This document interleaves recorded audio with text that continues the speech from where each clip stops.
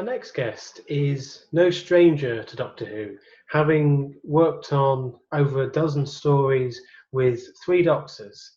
But Doctor Who isn't his only encounter with science fiction, having worked on new series of Star Wars, as well as all sorts of well-known and fascinating projects. I'd like to introduce supporting artist Scott Stevenson. How are you, Scott?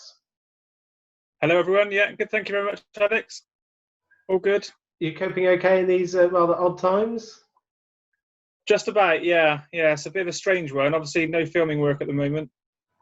Since I think my last days were in early March, so I'm just hoping that it's going to start picking up again soon. Yeah, I know what you mean. Yeah, hopefully. But as I said, you're no stranger to Doctor Who, and I think perhaps one of the most iconic scenes that you were involved with was the 50th, when you were part of that lineup of the Doctors. Yeah. Did that feel special at the time? Because it looks fantastic. Yeah, when we're actually in set, you could feel that it was special. You know, part of something. They built it up.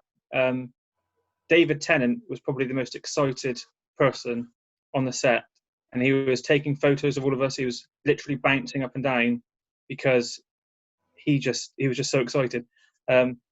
And John Hurt as well. Obviously, he was part of the lineup, so it was amazing to work with him. And then Matt is just always bouncy anyway, so he was jumping up and down, excited as well. But as soon as they started playing this music, sort of classical music through the loudspeakers, and David Tennant actually started welling up. He nearly started to cry on one of the rehearsals, and he said, "I've got to stop this. Come on, because I need to be professional." So he was the one, I think, who was really took by the whole situation. Because for that, you were the double for the 8th Doctor. So were you in the original costume, or how did that come about? Did they make something specially? Yeah, no. So I got the call to go to Roflock Studios in Cardiff the day before, and I didn't know what we were going to do. They said, "It's something special for Doctor Who. You're going to be playing a body double." And I thought, okay, I'm not sure what I'll be, but I just turned up, and it was, if I remember rightly, I had to get there about 10 o'clock in the evening. It was certainly quite late anyway. So I got to the studio, and they said, "Oh, you're playing Paul McGann today." So I said, "Okay, it sounds interesting." And then we got taken to a little meeting, and the scene was explained to us by the director, and they said they're just transporting the original costumes from the Who experience, which was obviously next door or near. And they had to wait till that was all closed and all the staff had gone, because they weren't aware what was going on either. And then this security van apparently turned up outside the studio with all the costumes, and really nicely packaged, taken to the costume room, and we were told to get changed into our relevant costume. We were also told that they're very expensive, very important, so please don't do anything silly. And at that point, the guy who was playing John Pertwee, as he was putting his trousers on, put his foot through the cape. So that was a bit of a no-no. But you might hear from him as well. But yeah, so we got all obviously hair and makeup. I had a wig, and then we got onto set, and we were greeted by John, David, and Matt, who were just in awe. They said, "Oh, you all look brilliant." It was really nice. They started taking photographs, and then then we started getting the shot done. You all, whether it was directed or you just improvised it, all had the sort of iconic Doctor poses for that, and it just, everything about it looked fantastic. Well, if I remember rightly, one of the guys, he was playing Patrick Troughton, was a really, really big Doctor Who fan, and he was sort of helping us with our mannerisms and how we would hold ourselves. Like William Hartnell had his hold of his blazer like this sort of thing, and then Patrick Troughton, I think, was with his hands. I just had my hands on my side, I think, if I remember rightly, and the director was happy with that. He said, "Yeah, that's good." And we had little green dots on our face, little green screen dots, and then obviously they replace it with CGI with the real actor. That means that you can say you played the Doctor on Doctor Who, then. I suppose so. Yeah. Why not? It sounds good anyway. And there was a nice moment at the end. So I was stood next to John Hurt. He got when we wrapped. The director said, "That's it, brilliant, that's it." And John Hurt tapped me on the shoulder. And he went, "Good work, sir." And then it's a really lovely moment. And not only because of that, but it was also caught on one of the behind-the-scenes videos as well. So that's a really nice thing to keep because he passed away obviously not long after. It takes a particular program to achieve something like that and get John Hurt on it. Was that the only time you worked with him? John, yeah, that was the only time. But I'm just so fortunate that I managed to get to work with such an amazing actor, an amazing man as well. In terms of Doctor Who, am I right in thinking your first encounter with the show was with Matt Smith in Cold War? That's right. Yeah. So I got the call. I didn't have to audition or anything like that. I just got a call saying you're going to be on this submarine. There's only going to be a few of you. That was basically it. When I got onto set, Douglas McKinnon, the director, talked us through how he wanted it, how he wanted to play us. We were Russian submariners, and he explained the story. And it was. I think we did about 2 weeks, soaking wet every day. Obviously, with the pipes coming through, it was really good how they did it with the studio to keep the water flowing. Because it was only a very, very tiny set that we were working on, and we had to, have quite a few people, maybe 10 people in this closed set with all the equipment, the cameras, the sound equipment, the lighting. So it was quite good when you watch it on the TV. It's quite good how knowing what it was like in real life and then seeing it how it came out on TV. You have one particularly sort of prominent scene is you are the one training up the Ice Warrior when he breaks out, and that looks like quite a costume. Was it as big as it looks, or is that sort of all camera angles? No, he was huge. I mean, I'm 5'8", small, and in comparison to Spencer Wilding, who was the Ice Warrior, who also played Darth Vader on Rogue One, and I'm not sure. I think he's maybe 6'5". So it was strange that this big, muscly Ice Warrior was restrained by me. But luckily, not said anything really. As Doctor Who, so anything goes. And something like that, the Ice Warriors coming back was a big thing for the fans. Were you aware of Doctor Who? Were you a fan yourself? I remember being a fan in the Sylvester McCoy era, which was, I'm guessing, the late 80s. So I was sort of like a young child, and I always remembered it being a big thing, and so break and back up again. I wasn't really at that age. I was probably 2005. I think it started back up again. So I was like early 20s. Just got married. It wasn't the sort of thing I was into really. Like kids as well. They were too young to be into that as well. Cool to be on it. I knew how iconic the show is. What a massive fan base that it's got. So I was very excited, and then to get a nice role, and I got to know Matt quite well as well because we were 2 weeks together. He was a big football fan. I'm a big football fan, so we had things to talk about, and he was really, really easygoing. Obviously, another scene as well in the episode, where I had to restrain Matt as well. So the TARDIS appears, and I was selected to restrain him because we didn't know who he was. This alien. So yeah, I did 2 lots of restraining scenes in that episode, but it was all good fun. Yeah, because looking at your Doctor Who work, say you were there for the 50th, you had such a feature with Matt Smith, but you also had quite a part for Jodie Whittaker's first story, or had auditioned for quite a part. Yes. Sadly, it didn't work out how I hoped it to work out. It was her first episode that she filmed. The woman who fell to earth, and I was a passenger on the train, and the audition came through saying what the scene was. And I've got an old train station, an old train, the 1960s train station, with a stone's throw from my house. So I thought, I know what I'll do. I'll audition actually jumping off a train. So I took my son, who was I think about 10 at the time, and I said, "Can you film me doing this audition?" So I did it, jumped off the train, and James de Havilland, the second AD, phoned my agency and said, "Yeah, we want Scott to do it because we could visualise him doing the scene." So we filmed it in Barry Island in, I think it was January or February, and it was a night scene, and it was very, very cold, really cold. And my scene was the last one of the day. And as the night shoot went on, they said, "We're really sorry, we might have to cut the scene completely because the cameras are struggling to work in the cold, the equipment, everyone was getting cold, the actors and the actresses were getting cold. It wasn't a very productive evening."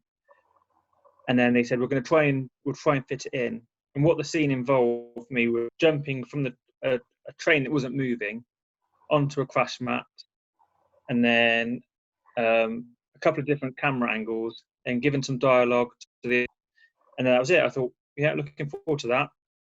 But in the end, because of the issues they had, it was just literally, you can hear my dialogue, but they didn't have time to film more angles. So I was disappointed, especially because it was our first episode. But one good thing that came out of that episode was that, I'm not sure if you're aware, because a lot of the series was based in Sheffield, everyone who took part in that episode, cast and crew, were awarded an honorary doctor from Sheffield Hallam University. So the doctor is actually a doctor. And then I had a confirmation email to say I'm part of that because I was in the episode mentioned. But sadly, I haven't got any certificate yet. Hopefully that'll come. But they said, just to let you know, you are included in that doctorate. So you can call yourself doctor if you want.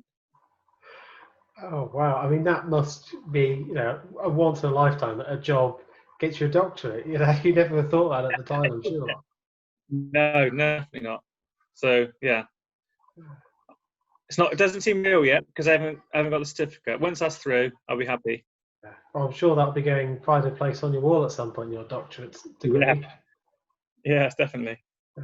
But throughout Doctor Who, you've had a lot of prominent parts. As well as what we talked about, Mummy on the Orient Express. You have a lot to do with the Foretold, the Mummy, and also the scenes of you floating in space. Was that done on wires or just against green screen? That was a really really good episode to work on. I was so excited about that. And I didn't audition for that role, but they asked me back because of a previous episode I worked on. So they said, I'm not sure which episode it was, but I was sort of quite heavily featured. And they said, can we get you back?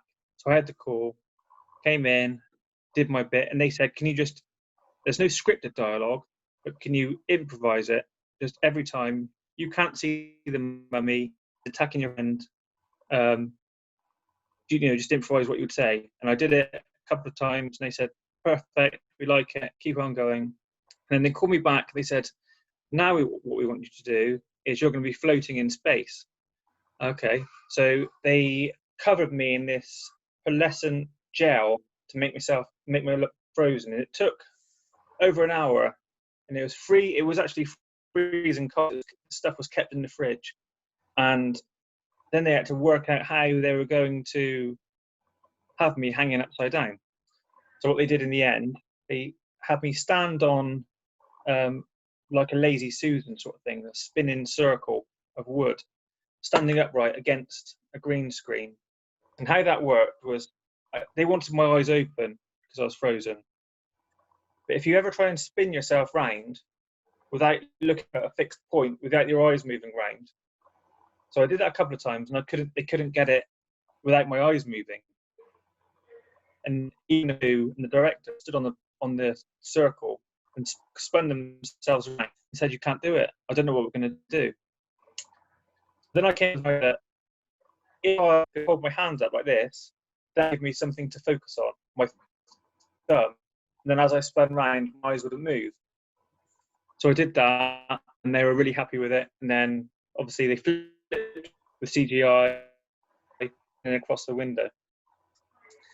So, and they also had to have some utensils like ladles, spatulas. So they did pretty much the same thing, just on fishing wire in front of a green screen, spinning around next to me. So is it often that you have to audition for a part, or is it more to do with your look and whether you sort of fit the costume? I think it's much more often to do with that, how you look, your size, how you fit the costume. But very often, if there's anything specific, then they would say, can you do a self-tape? You delivering these lines, or it's mostly reaction. It's not obviously much very dialogue heavy, because that would naturally go to a trained actor. But anything, little few lines or improvisation, then they would, give me a ring or text me and say, are you available? The good thing about Doctor Who is as well, is that it doesn't matter if you've been in one episode, because you can come back and do the next episode and it's completely fine, which I loved about it. And also that you get to know the crew, and if they see you do something and they think you're capable and reliable, then they'll ask you back, which was really nice. Another sort of small, and I don't know whether it's improvised or scripted role, was Erica's husband in Pyramids at the End of the World, when you have that nice little scene between the two of you towards the start of it. Yes, and that was audition. I had to self-tape for that as well. And the script came through, and it said, you're going to break her glasses in the door. And in a strange coincidence, about 3 days before that, my son and my daughter broke my wife's glasses, because she was a little baby, and she broke the glasses and it snapped. So when the audition came through, I used those broken glasses in the door, and I did the scene. Coming out the door, I did the scene exactly how you've seen it in the scene, and I held up the and then again, I had a message saying that they were really glad that I went to the trouble of doing all that. I didn't tell them the glasses were already broken. They said, yeah, you got the role. And that was really nice, because there were two of us in the scene, and we were treated. I was treated as one of the main actors for that day, really. Chauffeured around and giving all the nice food. So yeah, it was good. And it was really lovely, because it was the opening of the episode, and it was just a really nice episode to be part of as well. Away from Doctor Who, I think one of the most recent sort of big films you've been involved with was 1917, which everybody was talking about. That must have been so satisfying to have been on it for, I imagine, quite a while. Yes, yeah. I mean, again, a crazy film to work on. We had, by all accounts, Sam Mendes individually picked us all out. We had to audition. We had to go to this open casting, and I think there was maybe 2,000 of us, and we had to deliver a bit to camera. We had to ask certain questions, answer certain questions, and then we were matched up with real soldiers from that era, from that time, 1917, on our looks and our age. Not only that in that period of time in northern France in 1917, the average age of a British soldier was 27 years old, and I made sure that the average age of the 700, I think, SAs who were working on that film, the average age was 27. Little things like that he was very particular about. So when we got the call to say where we got the job and how long will be needed, they blocked out, I think it was sort of the second half of April, then all through May, June, and a little bit of July, because they knew that they wanted the sky to be grey, and it's very likely that there's going to be sunny days during that period, because obviously the one-shot method of filmmaking, they couldn't have different shadows in different days. Each scene that we did, we filmed for maybe 5 days, each little scene, and it was just crazy, just over and over again.